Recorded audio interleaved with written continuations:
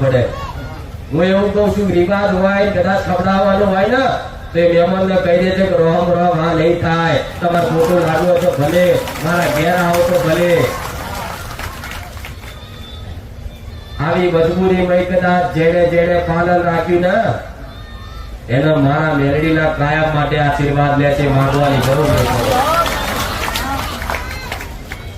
અને જો ધરતીના ધણી નાગદેવ રાજી થઈ ગયા તમારી રહેણી કેણી પવિત્રતાથી, હું મેરડી એવું કહું છું તમારી માં સાક્ષાત તમારી જો વાતો કરતી ના થઈ જાય ને તો વડાઉ સોલંકી બીજી તો મેરડી ભરમ બની દઉં।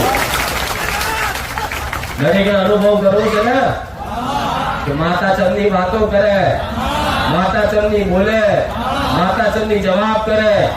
હું મેરડી એવું કહું છું ખાલી ધરતીના ધણી હાચવી લેજો। તમારી માં સપને રોજ રોજ આવી કદાચ માથે હાથ ના ફેરવા તો હું મેરડી મટી જાઉં।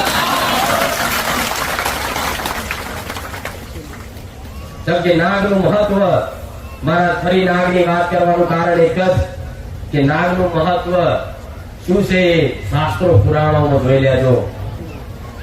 બધી જગ્યાએ નાગ હશે જ, બધા ભગવાનના માથે છે, શંકરના ગરમ છે, વિષ્ણુના માથે છે। જો ભગવાને અવતાર લીધો તો નાગે જોડે જોડે અવતાર લીધો। જેટલો ભગવાન શક્તિશાળી છે ને એટલો જ આ ધરતીનો ધણી શક્તિશાળી। અને કોઈ એવું કહેતો ગોગો મહારાજ મેરડી દબાઈ જાય, બરાબર મેરડી નહીં ગોગો મહારાજ દબાઈ જાય, જગ્યાનો હક છે। પણ આ સામાન્ય ગણી, નાક ગણી, હાથ ગણી એને કોઈ ગણતા નથી।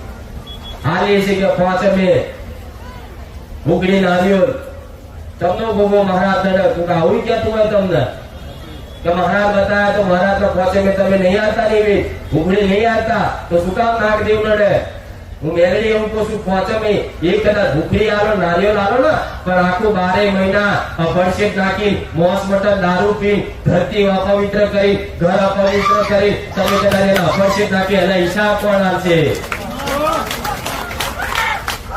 હું એવું કહું છું કદાચ કોઈ ભુવા તમને એવું કે શીખવાડતા હોય મારા સાનિધ્યમાં પછી તમે દર સોમવારે ગોગા મહારાજના હુકડી નારિયેળ દૂધ શ્રીફળ આવતા થયા હોય તો કદાચ કોઈ ભુવા તમને એવું શીખવાડે કે આ દર અઠવાડિયે આલવું જરૂરી છે, દેવનો તો 12 મહિને એક વાર આલો ને તોય ચાલે।